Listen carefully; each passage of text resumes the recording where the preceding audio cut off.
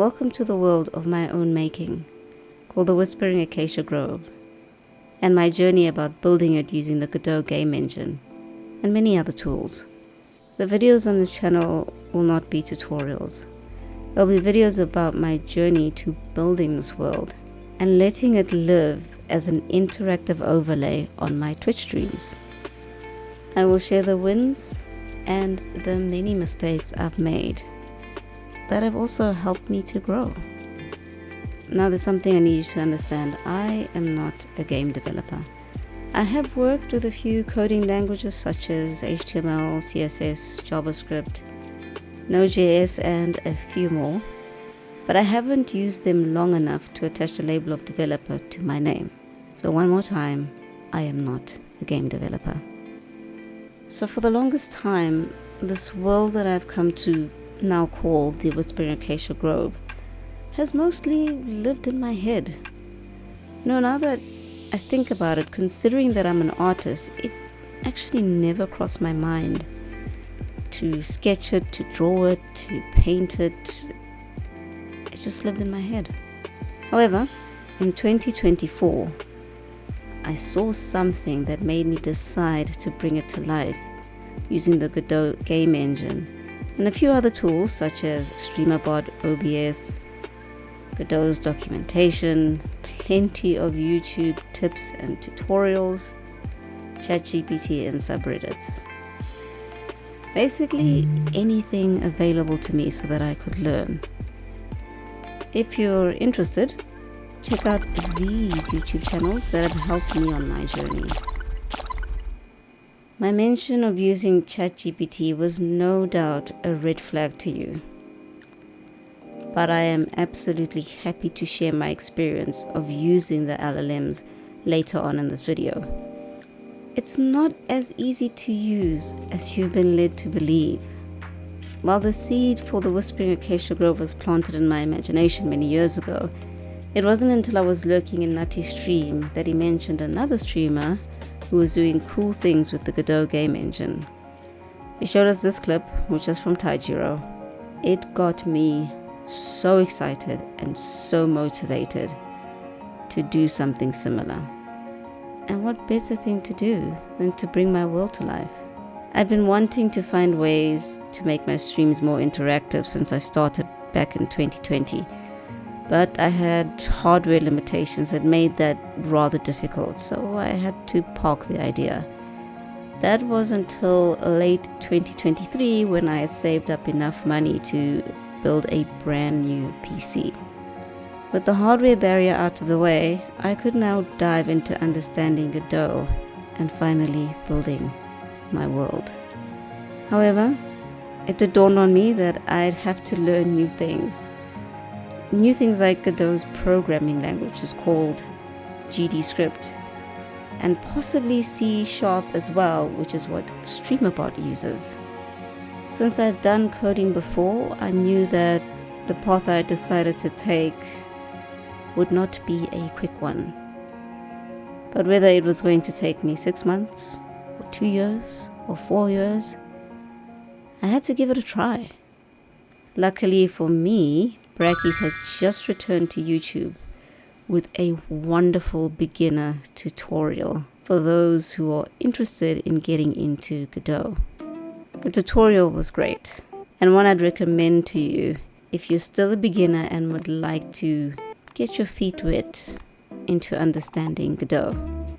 There was a section I remember where I got stuck, but going through the comment section of the video, there were some lovely folks who had the solutions to that particular problem.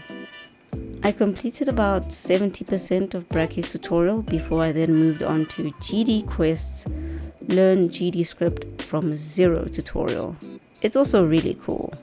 From then on, I moved on to Godot's own tutorials that are available on their website. The one I chose to follow was Your First 2D Game. It did get a bit buggy towards the end, but I managed to complete it. And then lastly, I turned to one of my favorite learning platforms, Udemy. Most of the Godot courses I found there hadn't really been updated since Godot version 3, and I felt like it wasn't worth trying any of them since I was using Godot version 4, and it was possible that some of the features within Godot version 3 were no longer available in Godot version 4. Though I did find one course that caught my eye that was updated up until version 4.4, which is what I was using at the time. The course is called Jumpstart to 2D Game Development by Richard Albert and Martinia Oliveres. Apologies for the mispronunciation. The course was really so fantastic, and at some sections Richard challenges you to find the solution first before he gives you the answer, and that made it all the more fun to learn Godot. When I finished each unit of the course or each game, I would then try and rebuild the game myself with as much as I could remember. I made a habit and still make a habit of keeping notes, so that definitely did help me when I got stuck. When I got to the third game in the course, I started to feel a little bit frustrated. Not with the course, but with myself, because I wasn't able to retain all this information that I was learning. I found that I'd have to continue to go back to the videos to try and refresh my memory. And it kind of made sense why I couldn't retain the information, because I was building something different. This is where I shifted to something that's called project-based learning. I recall one of the first things I started off with was the gift plugin in Godot 4 built by Isork, link down below, which Tyjiro had mentioned he used for his Barca City. What it did was connect Godot to Twitch, but at that time it had only been updated to version 3, so it didn't help me much, and I think I had a few challenges adding it to my project, so I had to abandon that one.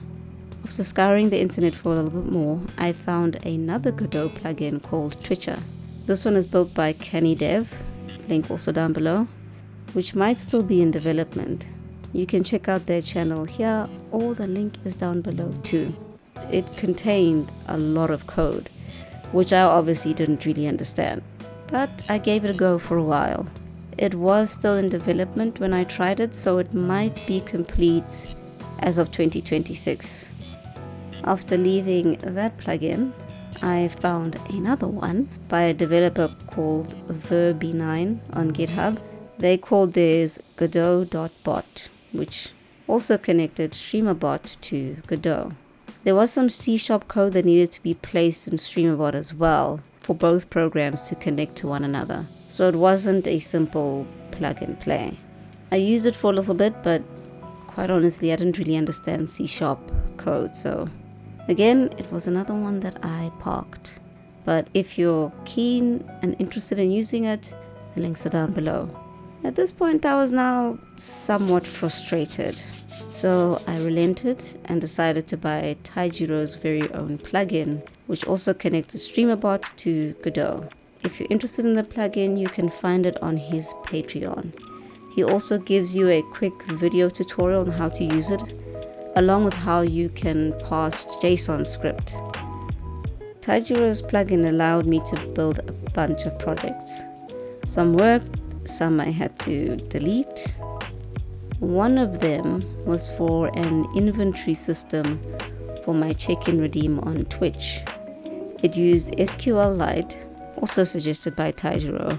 It's a Godot plugin by Too Shady for You, and can be also found in Godot's asset library. Also, there is a very helpful video by FinePointCGI that you can find on YouTube, but I've also left the link down below. I went through the tutorial, followed all the steps, but honestly I felt a little bit out of my depth because I had very little understanding of SQL. However, it did help me understand dictionaries a little bit better. So once I finished with that tutorial, I then decided to jump onto my first stream related project. It was something that sounds really simple, but ended up being really complicated. I did of course use Tyjiro's plugin, and what I created was a custom Twitch chat. I, like many other streamers, like to have my Twitch chat appear on the overlay for viewers to see as well. So it was one of the things I really wanted to tackle first. The idea I had was to create chat clouds that changed in horizontal length depending on how much the viewer had typed.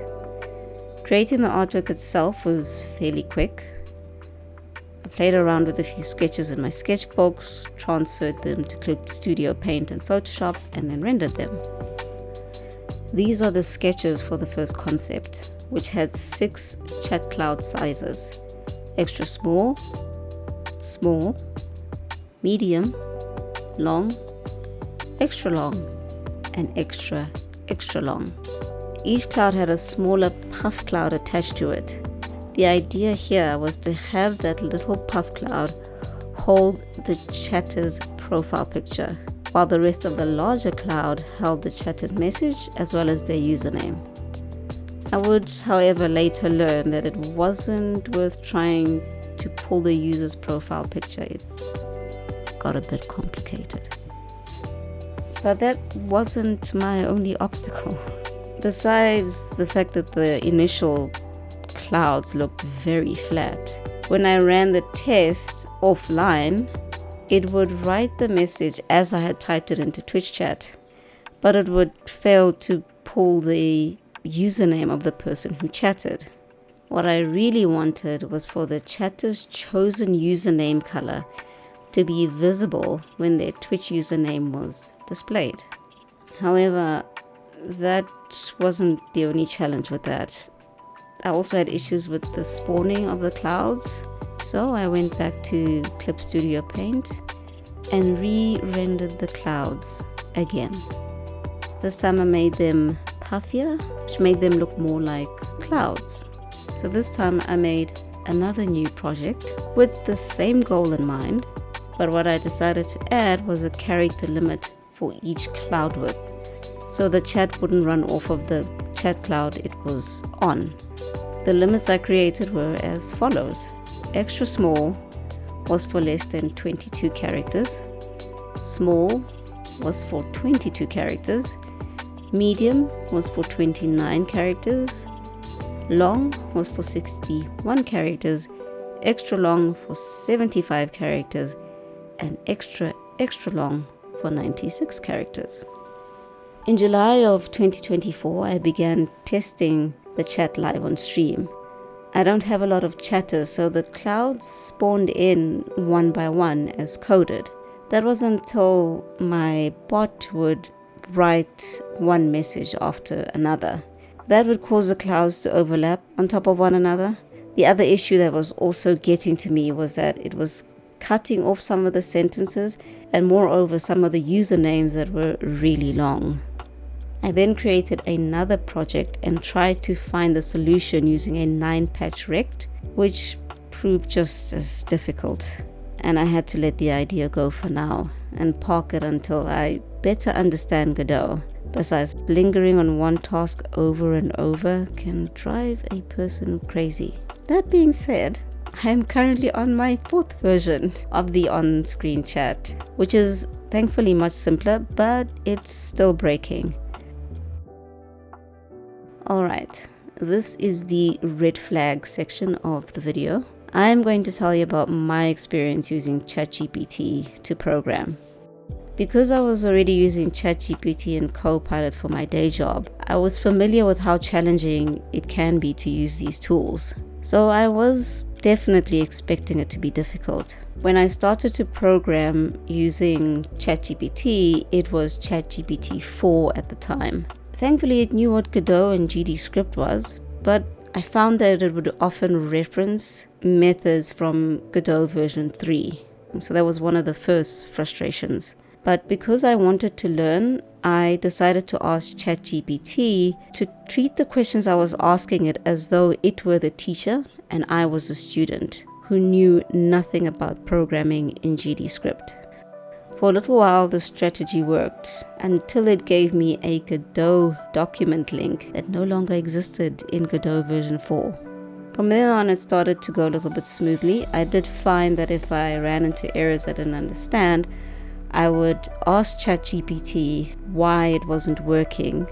It would happily provide me the correct code, which I would go through, and then I would explain to ChatGPT why my code wasn't working. But then after a while, it once again fell back into providing me with the solution without giving me the learning hints, so that I could try and figure it out for myself.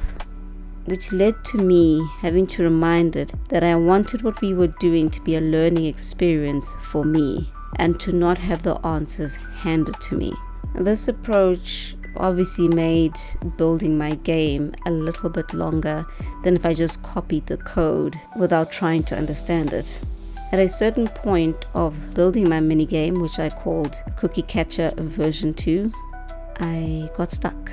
I was trying to make a pause feature, which poor ChatGPT was trying to give me hints and solutions, and none of them worked. So I fell back on old methods of finding solutions. And the next best thing for me was to try YouTube. I found this video, and this one definitely helped me find a better solution to get my game to pause when I hit the spacebar.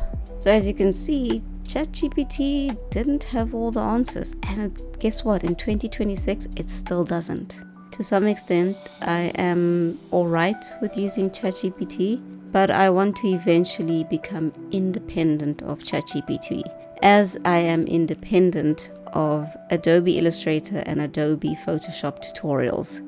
Look, I will never understand all of Godot, and this is one of the first things I learned when doing the Zero to Mastery course on Udemy years ago. I just want to know enough that if I get stuck, I can head over to Reddit forums and Godot forums and see what other solutions are available to me. Of course, another good example of this was in 2020, when I spent about 6 to 9 hours on this slideshow for my stream. I was able to pull the images into the frame, but I wanted the frame to hover a little bit, and that is honestly the part that took me 6 to 9 hours to figure out. I think I eventually found the solution on GitHub. When I finally got it to work, the victory I felt wasn't in that it worked. It was the frustration of trying to get it to work. The most important part for me was the journey, not the destination. The destination was the cherry on top. The unfortunate bit about this hovering artwork slideshow is that it ended up taking too many resources from OBS, and it also affected the quality of my stream, so I had to abandon it. But it's something I'm bringing back into my new overlay since I have the power of Godot. So yeah, for those of you out there starting your own Godot project, understand that it will take time, especially if you're learning programming for the first time. Your journey is not going to be a straight one. You're going to hit some rather nasty roadblocks along the way, and you'll have to learn the hard way, like not having version control and having to restart the project from scratch. Yes, I am speaking from experience, but we'll get to that in another video. If you'd like to see where this journey goes next, I would love for you to join me for the next video. And with that I say thank you, ngiyabonga, bayadanki, arigatou gozaimasu, obrigada, gracias, merci.